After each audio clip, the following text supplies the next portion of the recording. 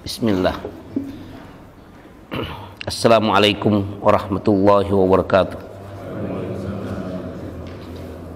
Innal hamdalillah nahmaduhu wa nasta'inuhu wa nastaghfiruh wa na'udzu billahi min shururi anfusina wa sayyiati a'malina. May yahdihillahu fala mudhillalah wa may yudlil fala hadiyalah.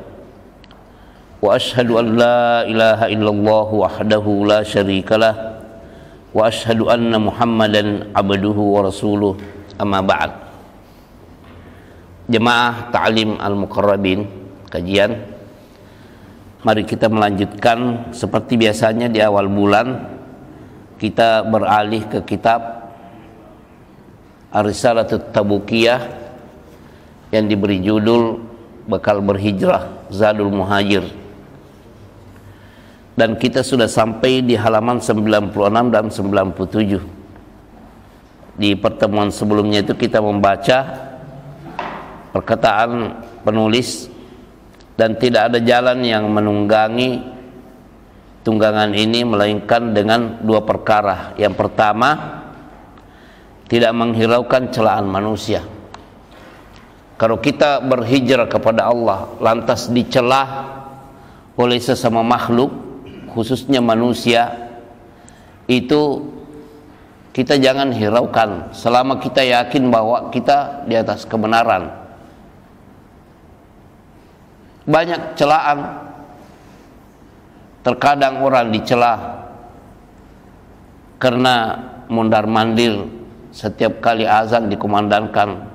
Apa tidak capek orang ini?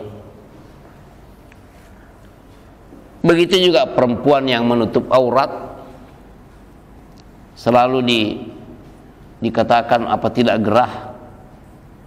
Dan amalan-amalan yang lainnya yang selalu menjadi titik celaan.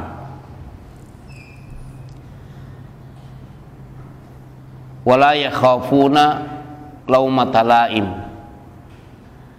Mereka tidak takut kepada celaan orang-orang yang selalu mencela.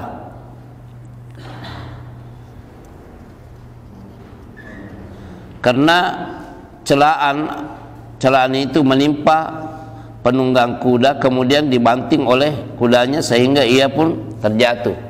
Ya, kalau kita menghiraukan celaan orang lalu menengok begini, nanti salah tarik kudanya juga lompat, terkejut, akhirnya kita terjatuh. Intinya celaan terhadap amalan yang sudah benar jangan dihiraukan.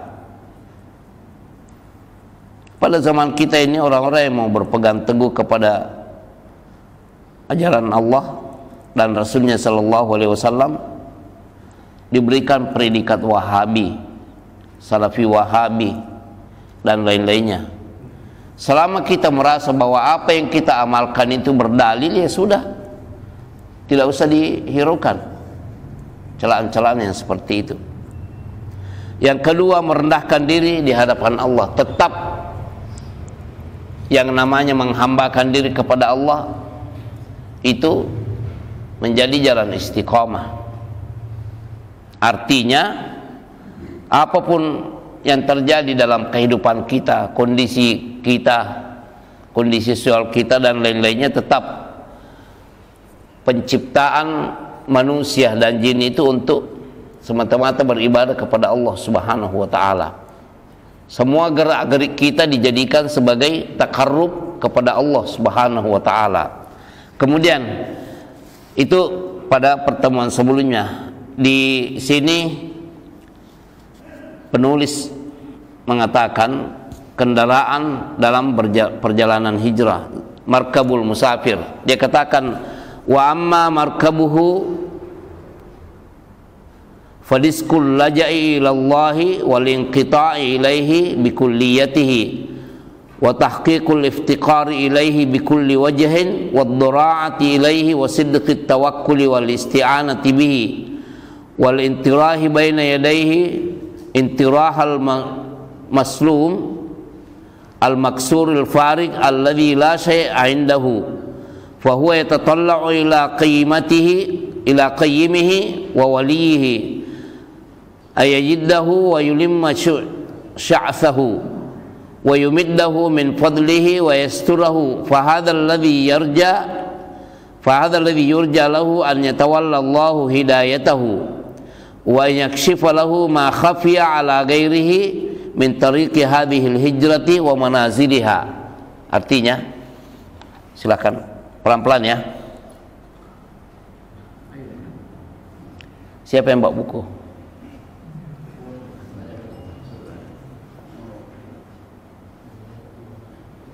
Adapun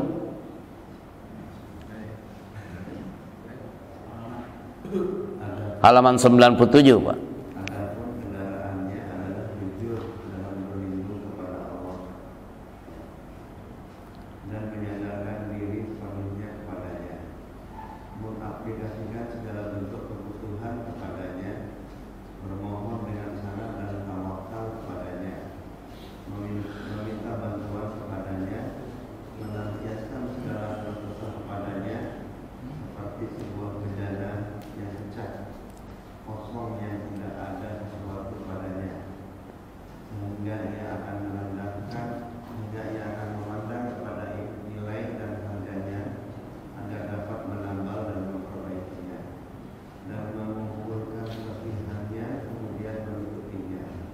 Maka inilah yang diharapkan agar Allah mengurus hidayahnya dan memperlihatkan kepadanya apa yang tersembunyi dari perjalanan hijrah ini. Ya, artinya alat untuk sampai kepada Allah saat berhijrah kepadanya, kepada Allah dan Rasulnya itu adalah betul-betul fokus berserah diri kepada Allah Subhanahu wa Ta'ala apapun yang kita hadapi. Dan ini sebenarnya kalau kita menyinggung ya, ketika Allah Subhanahu wa Ta'ala berfirman wa'bud rabbaka hatta ya'tiyakal yaqin. Apa arti ayat ini? Wa'bud rabbaka, dan beribadalah engkau kepada Rabbmu, hatta ya'tiyakal yaqin, sampai datang kepadamu apa yang diyakini, yaitu kematian. Semua kan orang mengarah ke situ ya. Semua manusia mengarah kepada itu. Untuk melewati gate pintu kematian itu, ini bekalnya nih. Karena tujuan akhir seperti yang dikatakan oleh Ibnu Qayyim di karya lain, semua manusia yang ada di dunia itu statusnya adalah musafir. Semua. Dan itu dikatakan oleh beliau di kitab lain. Artinya untuk pembenaran dari karya beliau ini, kita nukil kata-kata tersebut, bahwa semua manusia yang hidup di atas bumi ini, di dunia ya, itu statusnya adalah musafir. Musafir itu kalau singgah di suatu tempat apa lama-lama di situ. Contohnya ini, kita menuju ke Surabaya, kita lelah atau mengantuk, ya sudah, mobil pinggirkan, cari tempat penginapan, kemudian menginap di situ. Nanti akan lanjut lagi, lanjut ke alam kubur, kemudian bangkit pada hari kiamat untuk menghadapi semua jenis hisab. Jadi beliau katakan semua manusia yang hidup di atas dunia, apapun kondisinya, mukmin, kafir, tua, muda, laki, perempuan, dan lain-lainnya, dengan latar belakang yang berbeda-beda dan corak hidup yang berbeda-beda, semua statusnya musafir. Ujung-ujungnya akan melewati suatu pintu yang namanya al-maut. Kullu nafsin dha'iqatul maut. Semua yang hidup pasti merasakan kematian. Itu pintunya. Kita semua menghadap ke sana, semua manusia menghadap ke sana, tapi dalam kondisi apa? Inilah pentingnya bekal hijrah ini. Konsisten, istiqamah terhadap ajaran Allah, kitab Allah dan tuntunan Rasulnya, utusannya sallallahu alaihi wasallam, yang menjelaskan kepada umat manusia isi daripada wahyu Allah subhanahu wa ta'ala yang diturunkan kepada umat manusia. Konsisten, penghambaan diri kepada Allah. Wala tamutunna illa wa antum muslimun, dan janganlah kalian mati kecuali dalam keadaan berserah diri, muslim. Jadi kesimpulannya, kendaraan perjalanan hijrah yang disebutkan di halaman 97 terjemahan itu adalah betul-betul fokus di dalam berserah diri kepada Allah. Apapun kondisi kita, yang diperintahkan oleh Allah subhanahu wa ta'ala kita laksanakan, dan yang dilarang oleh Allah subhanahu wa ta'ala juga kita jauhi. Begitupun tuntunan Rasulullah sallallahu alaihi wasallam, apa yang beliau perintahkan kita laksanakan, dan apa yang beliau larang kita jauhi. Wa ma atakumur rasulu fakhuduhu wa ma nahakum anhu fantahu. Apa yang diajarkan, diperintahkan oleh utusan ini kepada kalian, laksanakan, dan apa yang utusan ini larang, jauhi, hentikan. Ya, itu kesimpulan pasal tersebut. Kemudian di sini ada pembahasan di halaman 99, tadabbur dan tafakkur terhadap nikmat-nikmat Allah subhanahu wa ta'ala. Silakan. At-tadabbur wa tafakkur fi ala'illah. Silakan.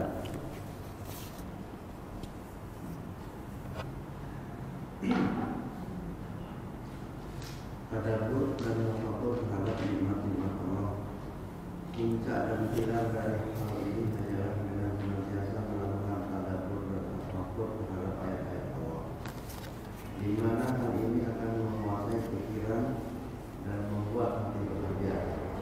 Apabila makna-makna dari ayat itu sudah menjadi hal prioritas yang timbul dalam lubuk hati, sehingga ia duduk di kursinya sambil melakukan hal ini, tadabbur dan tafakkur, mampu untuk bertindak, dan dia menjadi seorang pemimpin yang ditaati perintahnya, maka pada saat itulah perjalanannya akan menjadi lurus, jelas dan terang, dan engkau akan melihatnya begitu tenang, dan ia berkompetisi dengan Allah. Ia berkompetisi dengan angin. Allah berfirman, dan kamu namanya gunung-gunung itu, kamu sangka dia tetap di tempatnya, padahal dia berjalan sebagaimana jalannya awan. Begitulah perbuatan Allah yang membuat dengan kokoh tiap-tiap sesuatu. Sesungguhnya Allah Maha mengetahui apa yang kalian kerjakan. Quran surat An-Naml. Ya, sebenarnya ini muqaddimah yang Ibnu Qayyim ungkapkan untuk mengarah kepada tadabbur Al-Quran. Artinya, bekal di dalam mengarungi kehidupan ini adalah mentadabburi, memahami apa yang Allah subhanahu wa ta'ala firmankan dan diturunkan kepada umat manusia untuk ditadabburi. Ini bekal intinya.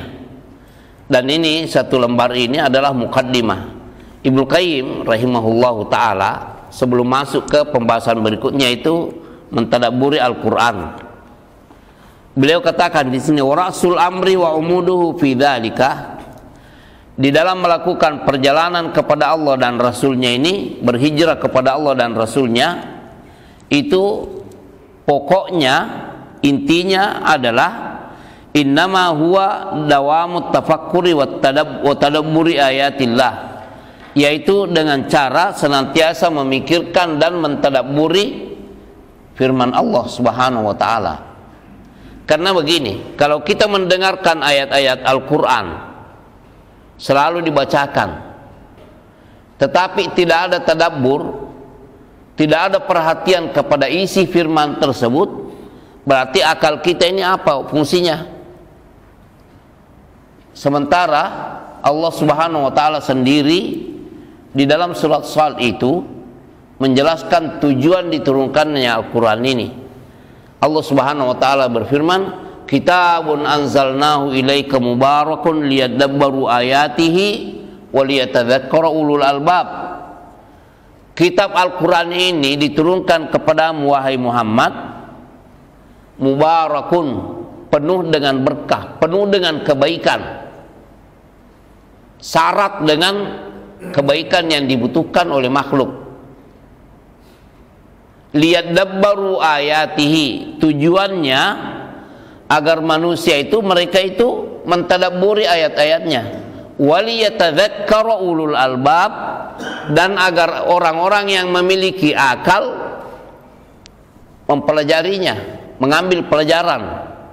Dan ini kalau tidak dikatakan di sini, haitsu tastawli alal fikri wa tusgilul qalb, karena dengan mentadabburi, memikirkan ayat-ayat Allah Subhanahu wa taala, ini akan mempengaruhi secara umum pola pikir, begitu juga itulah yang akan menggerakkan hati. Kalau itu isinya perintah, dilaksanakan. Kalau itu isinya larangan, maka dihindari. Kalau tidak demikian, tidak ada tadabbur terhadap firman Allah Subhanahu wa taala, maka pikiran kita juga beku, begitu juga hati ini tidak tergerak untuk melakukan suatu aksi. Vakum jadinya. Nah, makanya jangan heran kalau ada di antara manusia itu penampilan harinya sama dengan penampilan malamnya. Dia hanya bersemangat untuk hal-hal yang tidak diketahui manfaatnya. Coba antum lihat manusia, ada orang di antara manusia yang sering mendapatkan keluhan dari pasangannya.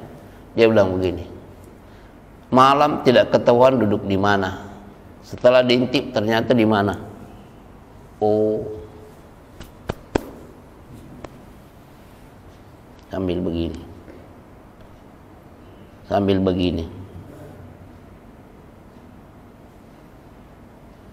azan dikumandangkan, pulang tidur. Ketika istrinya yang mengeluhkan keadaan ini, uang belanja mana? Habis. Ribut rumah tangga. Karena tidak ada perhatian terhadap waktu. Karena tidak ada perhatian terhadap waktu. Padahal Allah bersumpah dengan waktu, kan, wal asri, demi masa. Innal insana lafi khusrin. Allah kalau bersumpah dengan makhluknya lalu menyebutkan sesuatu setelah sumpah itu, berarti ada yang sangat penting. Karena sumpah itu, coba kalau antum bersumpah di depan manusia, demi Allah saya yang melakukan itu, berarti untuk memperkuatkan.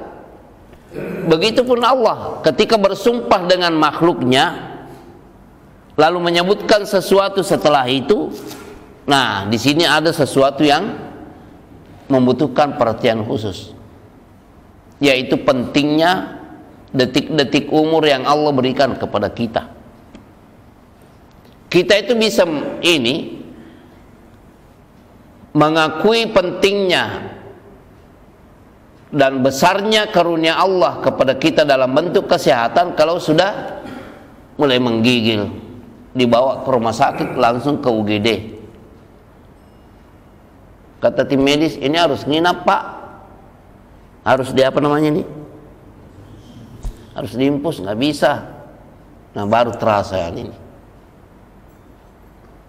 Kalau selama ini mondar mandir taat sujud dan ruku kepada Allah di masjid, dia tinggal sekejap, alhamdulillah selama saya sehat bisa sholat berjamaah. Bulan puasa saya masih bisa berpuasa. ada rezeki masih bisa saya menunaikan umrah, masih bisa saya bersedekah, masih bisa saya menafkahi keluarga dan anak-anak, masih bisa bersilaturahim kepada famili, keluarga, masih bisa saling menyapa dengan tetangga. Nah, tapi kalau sudah begini, apalagi kalau ini dipasang semua di sini, kan baru terasa nih, wah, ternyata selama ini saya mondar-mandir di atas permukaan bumi ini dengan karunia Allah dalam bentuk apa? Kesehatan. Andaikan, ini sebagian ulama mengatakan, andaikan orang-orang yang sudah dikuburkan itu ditanya, kalian mau apa? Saya tahu semua orang yang hidup mendoakan saya, karena dia sudah tidak bisa apa-apa. Jadi yang butuh itu siapa?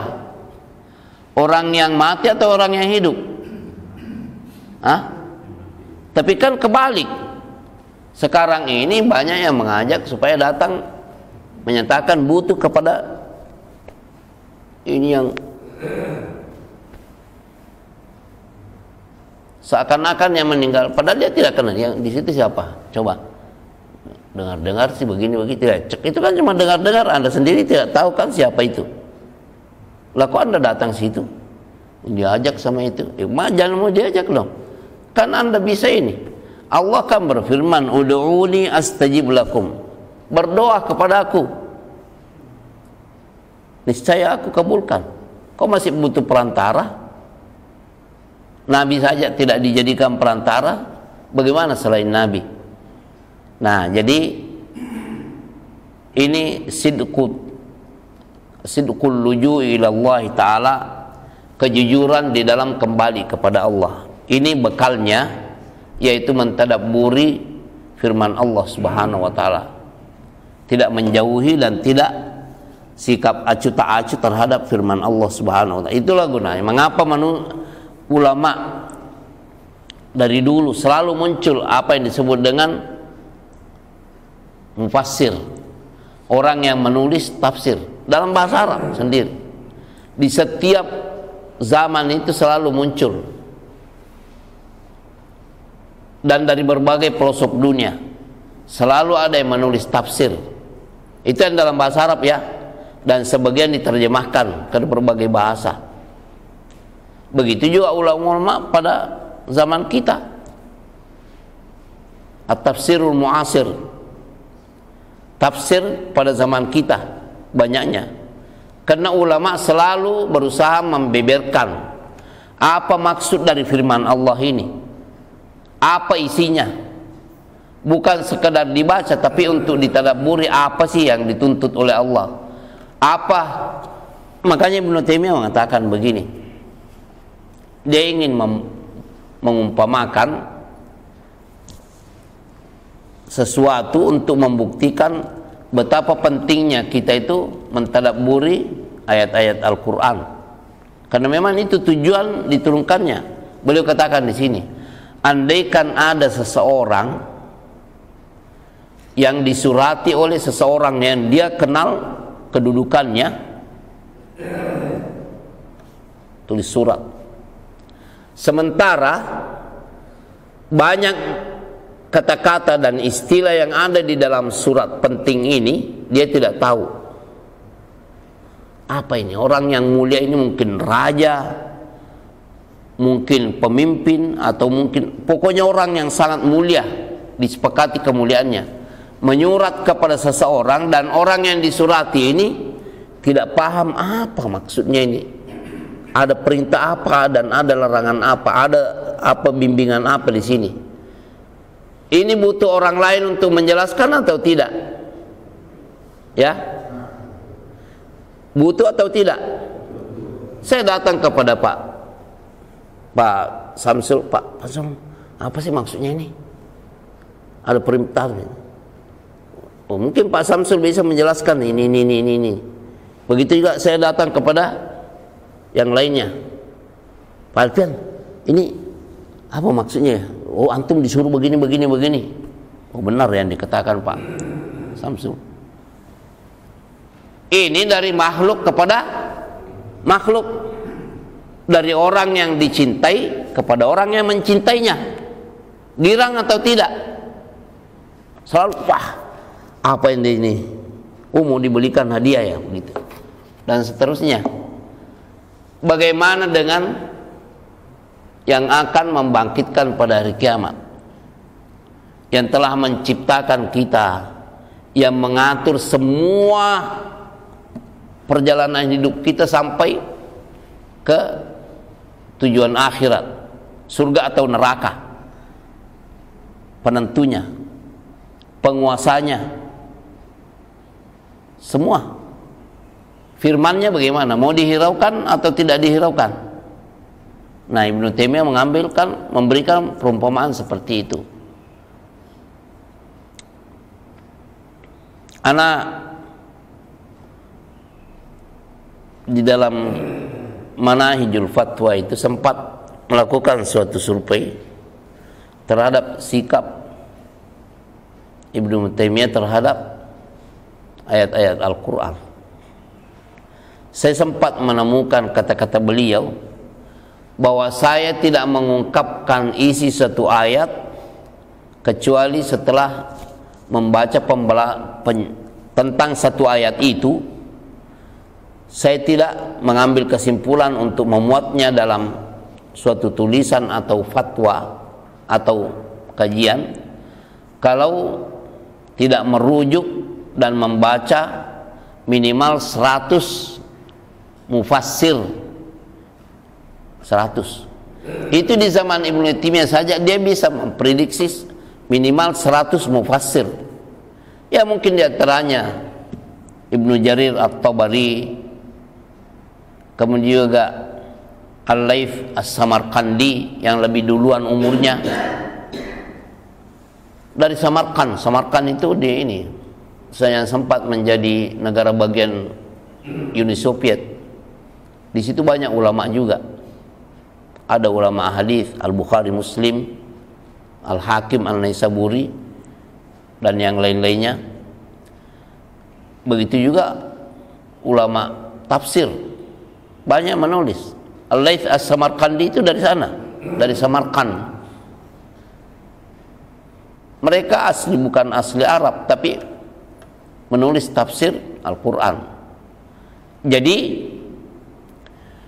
di setiap zaman ulama selalu muncul dengan tulisan ilmiah tentang tafsir Al-Quran, dan mereka selalu menyandarkan penafsiran mereka itu kepada riwayat-riwayat yang sah dari Nabi Sallallahu Alaihi Wasallam.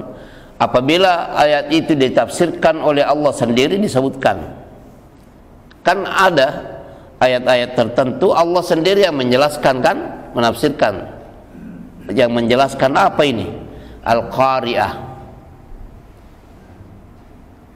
Al-Qari'ah, mal Qari'ah, apakah Al-Qari'ah itu?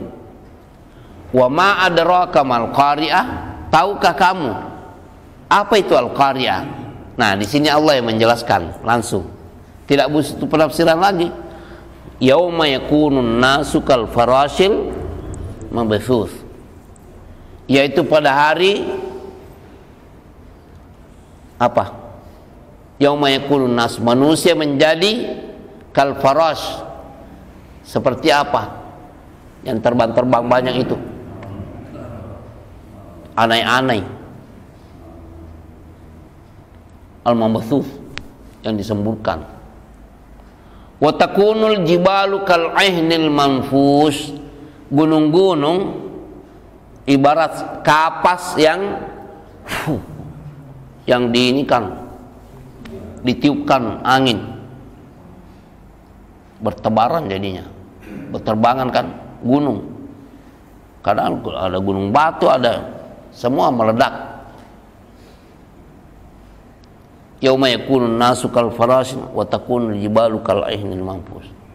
Lalu Allah berfirman, ini jadi hari kiamat itu Al-Qari'ah, hari kiamat ya begitu kondisinya.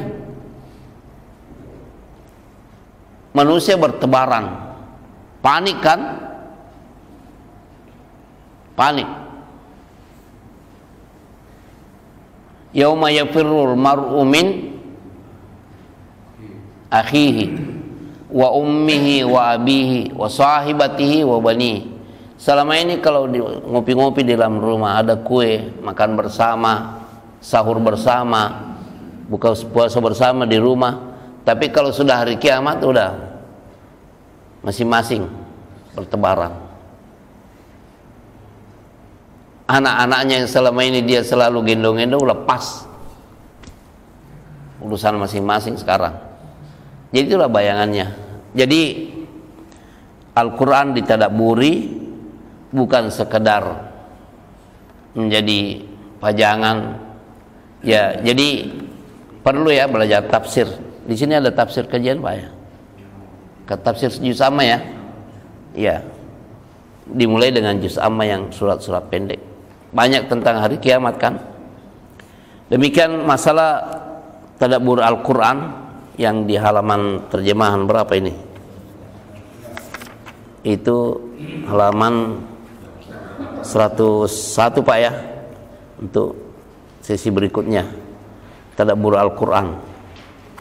Subhanakallahumma bihamdika asyhadu an la ilaha illa anta astaghfiruka wa atubu ilaik. Assalamualaikum warahmatullahi wabarakatuh.